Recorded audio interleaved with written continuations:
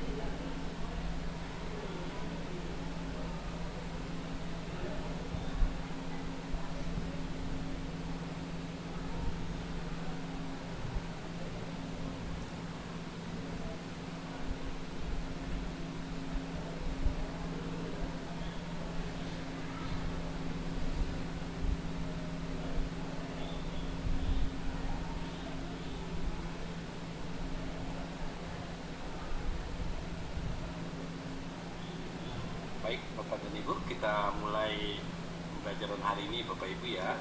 Assalamualaikum warahmatullahi wabarakatuh. Waalaikumsalam warahmatullahi wabarakatuh. Selamat pagi Bapak dan Ibu. Pagi. Bagaimana Bapak Ibu? Apakah masih semangat? Semangat banget. Pasti semangat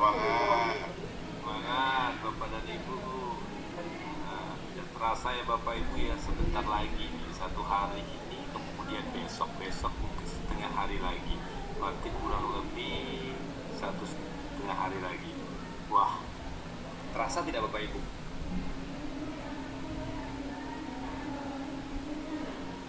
Capek tidak Bapak Ibu?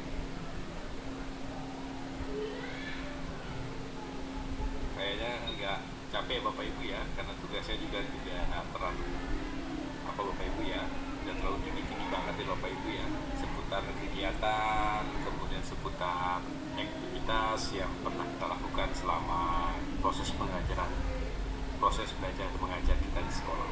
Jadi saya pikir tidak ada yang perlu kita risaukan Bapak Ibu ya, apalagi hari ini hari Kamis. Mudah-mudahan hari Kamis ini hari Kamis yang cepat berlalu Bapak Ibu ya sehingga masuk ke Jumat dan selesai tentunya. Baik Bapak dan Ibu, untuk memulai sesi ini saya minta kesediaan Bapak Felix untuk membacakan doa atau memimpin doa Pak. Monggo, silakan Pak Felix. Baik Pak, nanti berdoa menurut agama dan saja ya Pak ya? Ya, boleh Pak, silakan. Monggo. Selamat pagi Bapak Ibu Bapak. Jadi sebelum memulai kegiatan hari ini, alangkah baiknya kita berdoa kepada kita masing-masing. Semoga apa yang kita hari ini bisa menambah pengetahuan bagi kita semua. Berdoa dipersilakan.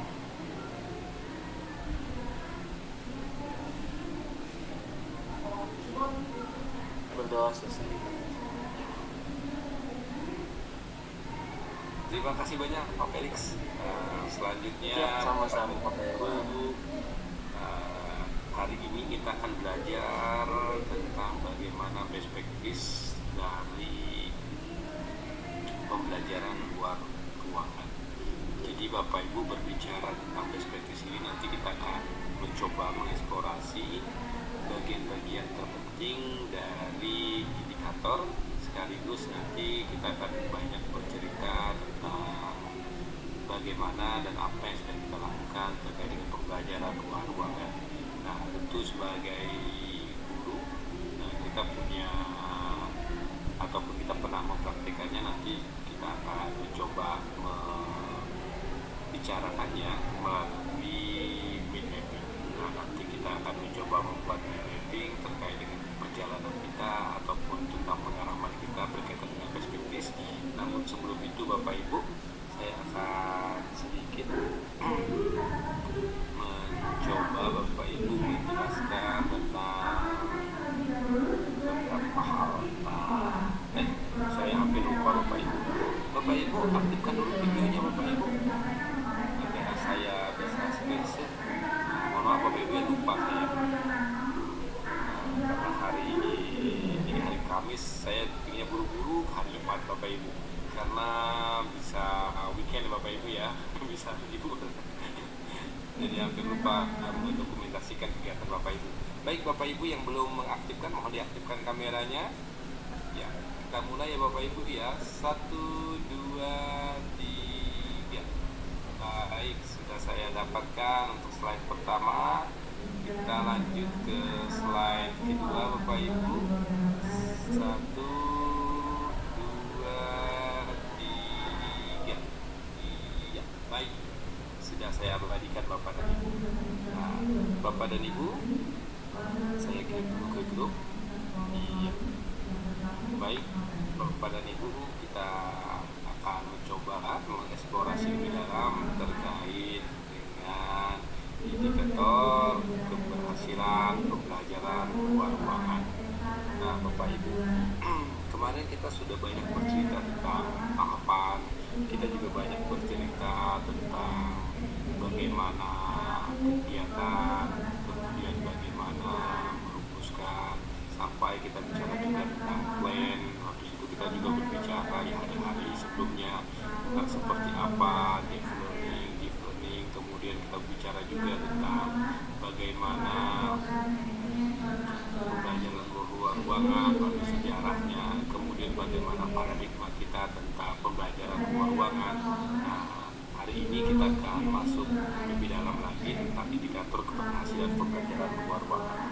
Jadi berbicara pembelajaran, ya kita tidak bisa lepas daripada indikator, apalagi ini terkait dengan hasil ataupun tujuan yang akan kita capai dalam proses pembelajaran. Maka kita wajib memiliki sarana atau dapat melihat apa yang menjadi ciri dari keberhasilan pembelajaran luar ruangan yang kita laksanakan.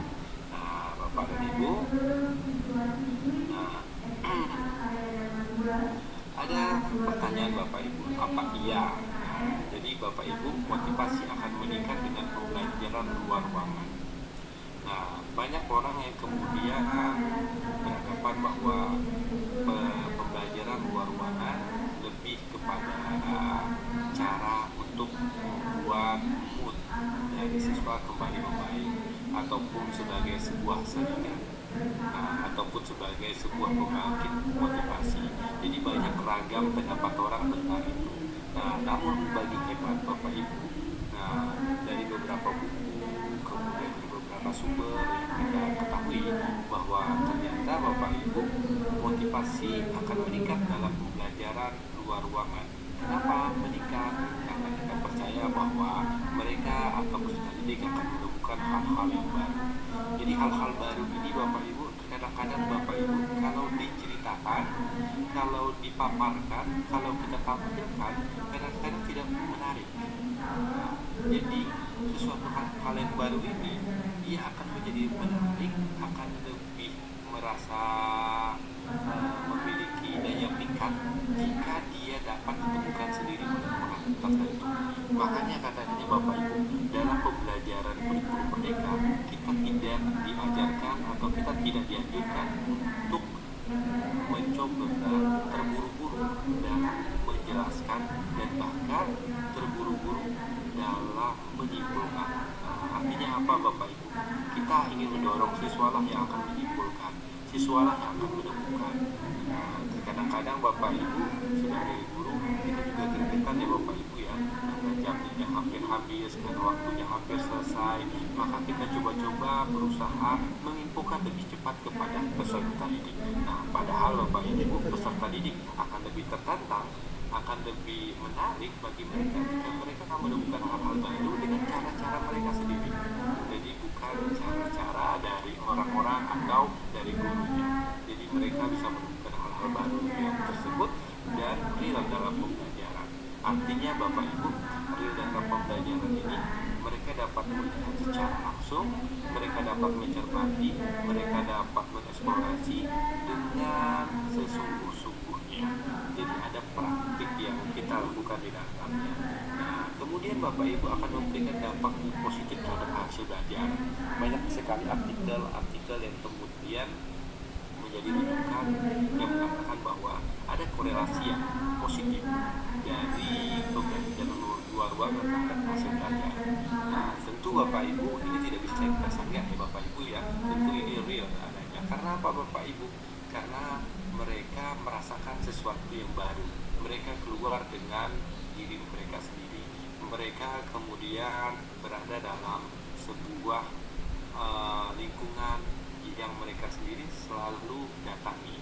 Nah, tapi mereka mungkin abai selama ini. Nah, dengan adanya pembelajaran luar ruangan, mereka lebih merasakan dekat dengan alam, dekat dengan mesin, dekat dengan sepeda motor dan lain sebagainya.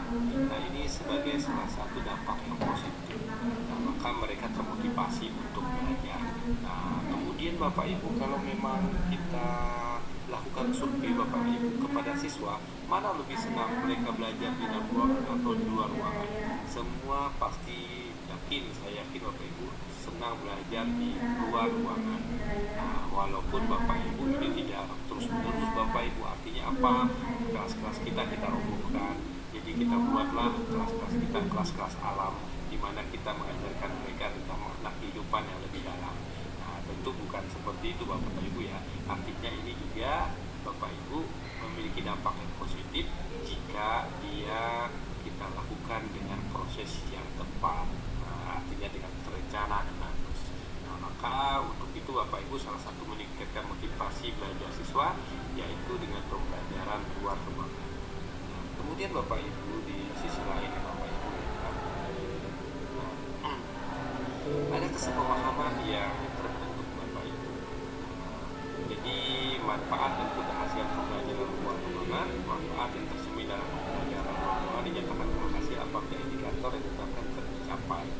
Artinya Bapak Ibu, jika kita ingin melakukan sesuatu, jadi kita punya alat ukur untuk mengatakan itu bisa atau tidak, atau itu baik atau tidak.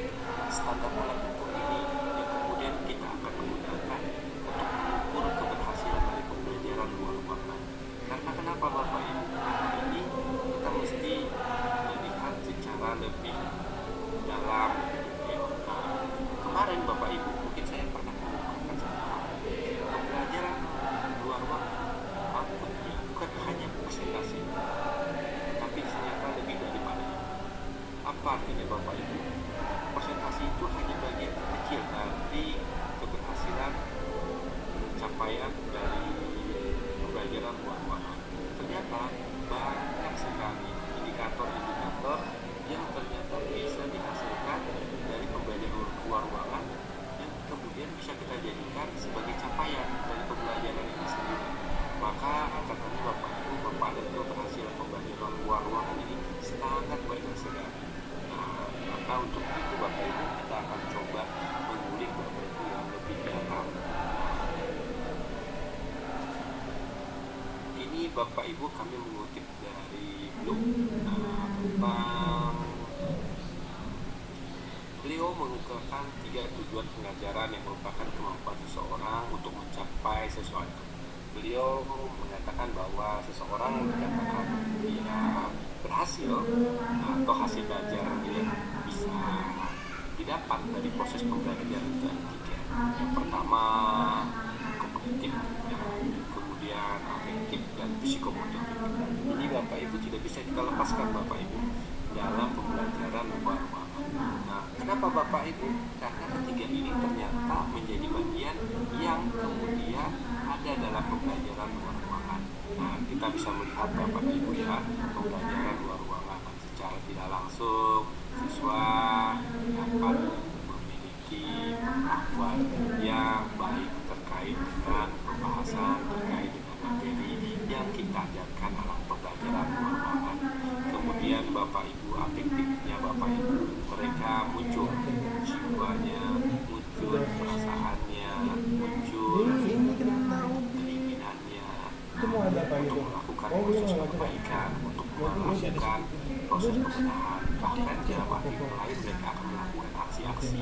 Nah, perubahan-perubahan ini nanti akan bisa dikatakan dalam watak ataupun karakter yang mereka akan kembangkan. Kemudian Bapak Ibu psikomotoriknya, psikomotoriknya tentu saja Bapak Ibu secara Masih ini dari kemarin. mereka akan bergerak. Nah, apalagi Bapak Ibu Oh ya, beda-beda sih, tapi dengan ini Kemenkes menyatakan bahwa ada kekhawatiran 10 atau 5 tahun lagi banyak generasi tuh ada yang begini kita sih yang akan terserang obesitas. salah dia. Kenapa terserang obesitas Bapak Ibu? Karena mereka terbiasa dengan makanan yang cepat saji, kemudian makanan yang mengandung gula yang tinggi. Nah, tapi mereka sangat minim yang bergerak. Nah, artinya Bapak Ibu, Enggak ada. ketika kita korelasikan dengan pembelajaran luar ruangan, mudah-mudahan dengan kegiatan seperti ini, mereka akan terasa Iya, Bapak kirain Ibu, light itu. psikomotorik. Kirain di situ. Sehingga mereka mampu melakukan dan memiliki skill-skill tertentu yang mereka akan butuhkan ketika mereka berhenti menjadi orang dewasa atau berada dalam ruang lingkup orang dewasa. Jadi motivasi bertambah dibuktikan wujud nyata dan indikator keberhasilan diri itu sendiri. Jadi secara langsung melihat Bapak Ibu ya, bagaimana anak-anak kita. Bapak Ibu, kenapa sih kemudian kita menggunakan teorinya blok? Nah, tentu untuk menata kita bisa menggunakan teori-teori lain Bapak Ibu ya. Kenapa kita tidak menggunakan teori Ki Hajar Dewantara seperti olah hati, olah rasa, ya Bapak Ibu ya, olahraga dan lain sebagainya. Nah, tentu Bapak Ibu itu semua kembali lagi Bapak Ibu bahwa apa yang dinyatakan oleh Ki Hajar Dewantara itu semuanya ikut ke dalam tiga tujuan pelajaran yang kemudian dibebankan kepada guru yang dikemukakan oleh guru. Jadi semuanya Bapak Ibu kalau kita pikir-pikir mengarah ke tiga arah ini.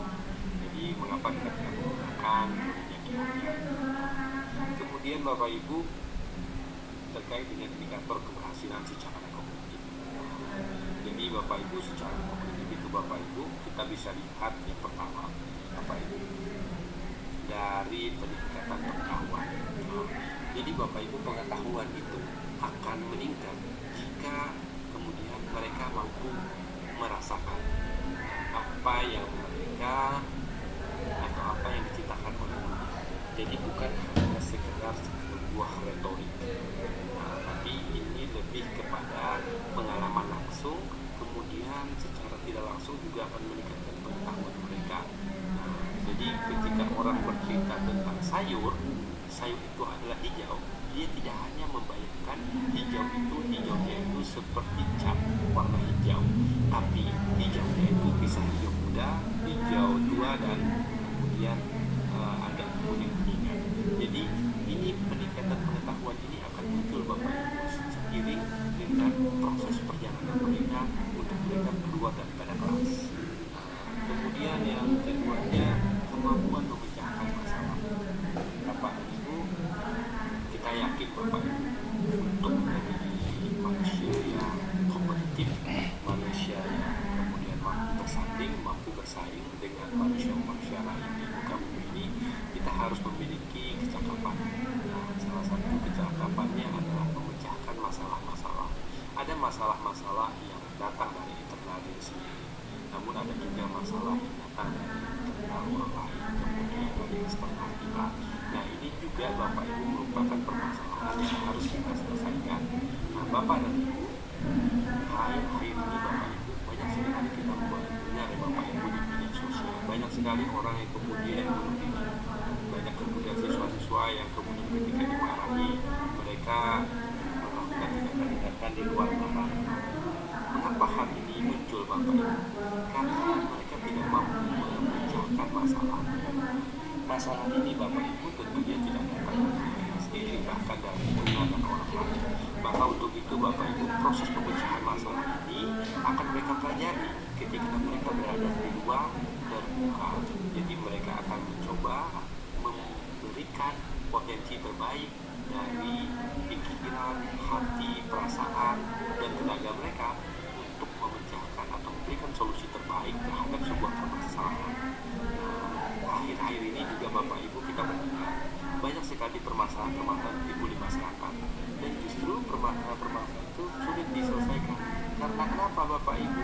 Karena tidak ingin berperan aktif dalam. Karena sekarang Bapak Ibu, kalau kita melihat banyak gen milenial, kemudian orang-orang yang kemudian antipati Bapak Ibu ya terhadap kegiatan-kegiatan atau permasalahan-permasalahan di alam sekitarnya. Mereka cenderung hanya terfokus kepada permasalahan pribadi, tapi lupa terhadap permasalahan-permasalahan di luar pribadi mereka. Misalnya Bapak Ibu ya permasalahan tentang korupsi, permasalahan tentang attitude dan lain sebagainya. Jadi kemampuan memecahkan masalah ini tidak datang begitu saja. Karena ini bersifat skill, maka dia harus diasah. Ketika dia diasah, maka dia harus diberikan contoh, maka dia harus diajarkan untuk langsung terjun atau langsung mencoba. Jadi kemampuan pemecahan masalah ini sendiri nantinya akan terasa ketika mereka berada di ruang bahkan Bapak Ibu di beberapa sekolah yang sekolah tersebut memang sekolahnya sudah besar ya Bapak Ibu ya, sekolahnya sudah besar, dan kemudian kegiatan-kegiatan outing, kegiatan-kegiatan yang memang yang mengarah kepada pembelajaran luar-luaran juga diserahkan kepada peserta. Nah, bukan berarti menyerahkan kepada peserta didik guru yang ingin tenang, ingin senang, bukan. Tapi ini sebagai salah satu distribusi kekuasaan, di mana nantinya ketika siswa atau peserta didik berada di lingkungan masyarakat, mereka memiliki pengalaman dari apa yang telah dibebankan kepada gurunya, dari apa yang dibebankan oleh gurunya ketika dia menjadi ketua proyek A atau ketua program B. Jadi semua Bapak Ibu nanti akan dicek Bapak Ibu ya kepada pemecahan masalah. Kemudian Bapak Ibu yang ketiganya ini adalah berpikir keterampilan berbasis keterlibatan. Artinya Bapak Ibu, kalau kita lihat Bapak Ibu ya, di negara-negara luar ada namanya civic engagement atau pembelajaran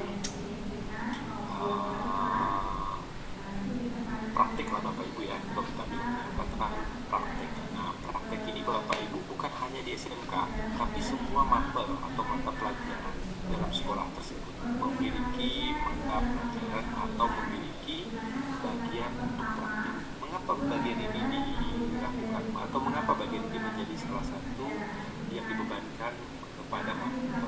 Karena mereka percaya Bapak Ibu, setiap mapel itu memiliki keberagaman, setiap mapel itu memiliki kekhasan, setiap mapel itu memiliki keunikan.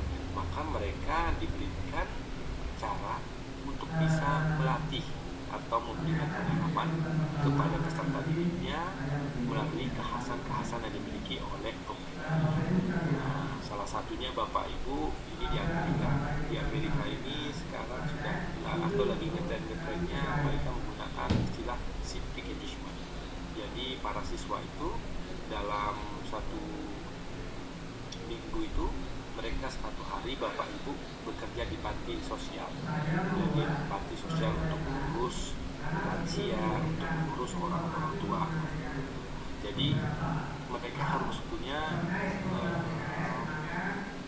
sejenis apa Bapak Ibu? Sejenis kertas, yang kemudian kertas itu merupakan kertas observasi yang mereka akan membawa ke tempat mereka melakukan praktik tersebut. Nah, misalnya Bapak Ibu mereka menyeberangkan satu orang atau mereka menyeberangkan seorang lansia, mereka akan menulis di situ kisahnya. Nah, kemudian kisah itu akan disetor kepada gurunya.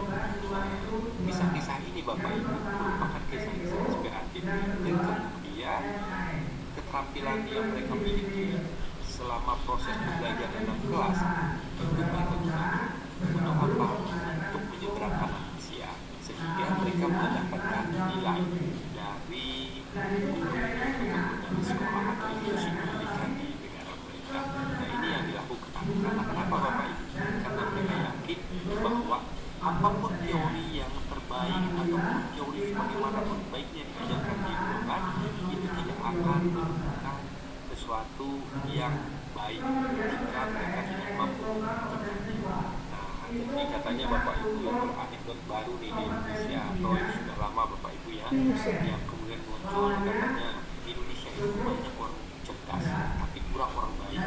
Nah, cerdas ini dituntun dibentuk di ruang kelas, sedangkan kepekaan kemudian ciri-ciri atau perilaku kebaikan itu dituntun di ruang terbuka atau di masyarakat. Nah, jadi ini yang kemudian Bapak Ibu mencoba dikembangkan juga dan jadi indikator dari keterlibatan tersebut. Kemudian Bapak Ibu tentunya berpikir kritis. Berpikir kritis ini Bapak Ibu itu Bapak Ibu ya, bagaimana kemudian mereka bisa menciptakan, bagaimana mereka bisa menemukan solusi-solusi terbaik dari persoalan-persoalan yang dihadapi oleh orang lain. Nah, Bapak Ibu ya, kalau kita melihat di detail Bapak Ibu, ketika berpikir kritis ini muncul Bapak Ibu, ini akan menghasilkan sesuatu yang luar biasa. Contoh Bapak Ibu ya, ini mungkin kalau Bapak Ibu pernah baca buku Renal Kasali Bapak Ibu ya, Renal Kasali. Nah,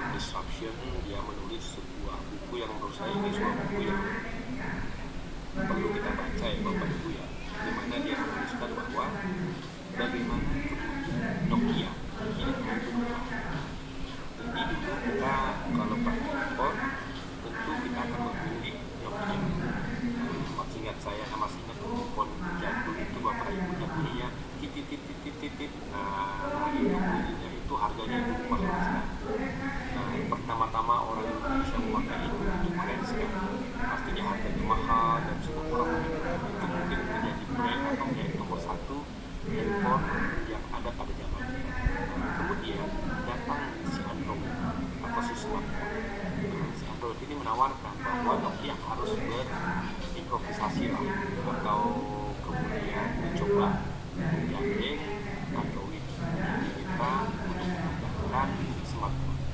Ternyata Bapak Ibu banyak sendiri dari Nokia menolak hal tersebut karena mereka menganggap bahwa mereka masih akan eksis dengan apa yang mereka tawarkan. Artinya Bapak Ibu, di situ mereka tidak berpikir secara kritis, mereka tidak mengikuti perkembangan zaman, mereka tidak mengikuti kemauan dari pasar. Akhirnya Bapak Ibu pada saat itu Android kemudian menggandeng smartphone seperti Samsung, kemudian smartphone seperti Bapak Ibu yang satu lagi seperti Samsung, LG, dan satu lagi mungkin seperti Realme, mereka menggandeng itu. Dan kemudian ketika menggandeng itu mereka menunjukkan ke pasar, ternyata antusias pasar terhadap handphone tersebut sangat tinggi sekali. Akhirnya Nokia mati. Kenapa Nokia mati? Karena mereka tidak bisa berpikir kritis tentang apa yang diberikan oleh pasar. Mereka tidak bisa melakukan sesuatu yang kemudian sesuatu itu menjadi kebutuhan keinginan dari pasar. Jadi mereka tidak bisa menangkap. Karena kenapa? Karena kemampuan untuk berpikir kritis. Nah, tentunya bukan hanya kemampuan berpikir kritis, karena mereka juga yakin bahwa mereka akan terus menjadi raja dari handphone di dunia. Nah, jadi ini Bapak Ibu menjadi pengalaman. Jadi katanya Bapak Ibu, smartphone itu atau Android itu diciptakan bukan dengan tidak sengaja. Nah, kan dulu Bapak Ibu katanya Bapak Ibu kalau menciptakan sesuatu itu dengan tidak sengaja. Tapi ternyata Bapak Ibu Android itu diciptakan dengan sengaja. Artinya ada proses berpikir di sana, melihat kebutuhan, melihat kemudian antusias pasar dan lain sebagainya. Kemudian mereka mencoba mengembangkan generasi handphone kita yang sekarang kita nikmati. Nah, bahkan Bapak Ibu ya, dulu Bapak Ibu mungkin kita tidak familiar Bapak Ibu dengan Zoom, kemudian Google Meet dan lain sebagainya. Tapi akhir-akhir ini kita familiar sekali. Dan tentu kita harus berterima kasih kepada orang-orang yang kemudian menciptakan hal tersebut. Nah, hal tersebut datang daripada inovasi yang mereka lakukan. Inovasi itu datang tentunya tidak begitu saja, tetapi ada proses berpikir di sana. Dan proses berpikir itu dibarengi dengan kritis, bisa melihat sesuatu yang memang tidak terlihat oleh orang lain. Maka ini yang kemudian Bapak Ibu menjadi dimensi yang tidak bisa dipisahkan. Apalagi Bapak Ibu kita dibebankan ya di sekolah itu untuk bisa mengajarkan hoax Bapak Ibu ya.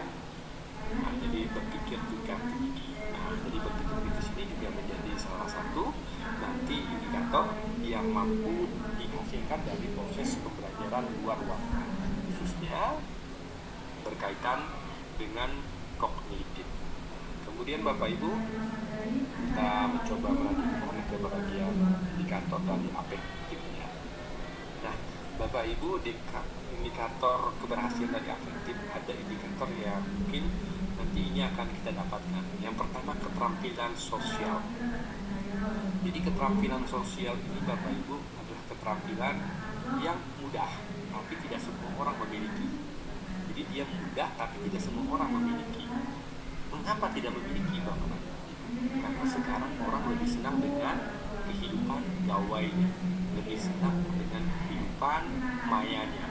Jadi mereka lupa berada atau mereka lupa merasa bahwa mereka ini bagian daripada dunia sosial. Sehingga keterampilan sosial yang mereka miliki itu terbatas. Nah, bisa sebagai contoh Bapak Ibu, cara berkomunikasi. Katanya Bapak Ibu dalam beberapa buku mengatakan bahwa orang sukses itu bukan hanya ditentukan oleh pengetahuan, tapi lebih besar daripada itu ada komunikasi yang kemudian mempengaruhi faktor keberhasilan seseorang. Jadi keterampilan sosial ini Bapak Ibu adalah keterampilan di mana seseorang bisa kemudian bernegosiasi, bisa kemudian menjadi bagian dari orang lain, atau bagaimana kemudian mereka bisa mempengaruhi orang lain. Jadi ini dalam dimensi tertingginya nanti akan mempengaruhi orang lain. Jadi keterampilan sosial ini Bapak Ibu mudah tapi sangat sulit untuk dipraktikkan, apalagi untuk kita lihat di anak-anak zaman sekarang. Maka untuk itu Bapak Ibu keterampilan sosial ini perlu kita tumbuhkan, perlu kita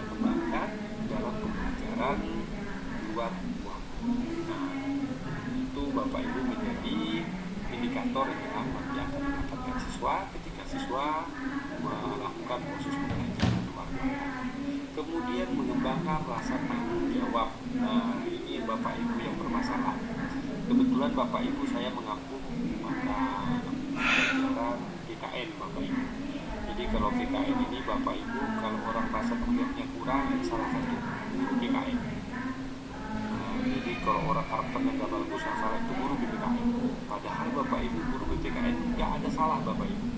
Guru PKN tidak ada yang salah, tapi dibebankan atau ditumpukan rasa amarah kesalahan itu semuanya ke guru PKN. Nah, maka mudah-mudahan Bapak Ibu dengan adanya pembelajaran luar ruangan, jadi pengembangan rasa tanggung jawab itu di siswa itu semakin terasa atau semakin berkembang. Mengapa Bapak Ibu? Karena mereka merasa menjadi bagian dari apa yang ada atau menjadi bagian dari sebuah komunitas besar atau sosial. Jadi Bapak Ibu, kemarin Bapak Ibu ya ada tagline. Bapak Ibu masih ingat nggak? Kabur aja dulu ya. Bapak Ibu ya, kabur aja dulu. Kemudian ada lagi apa Bapak Ibu ya? Karena tidak percaya dan lain sebagainya. Nah ini Bapak Ibu adalah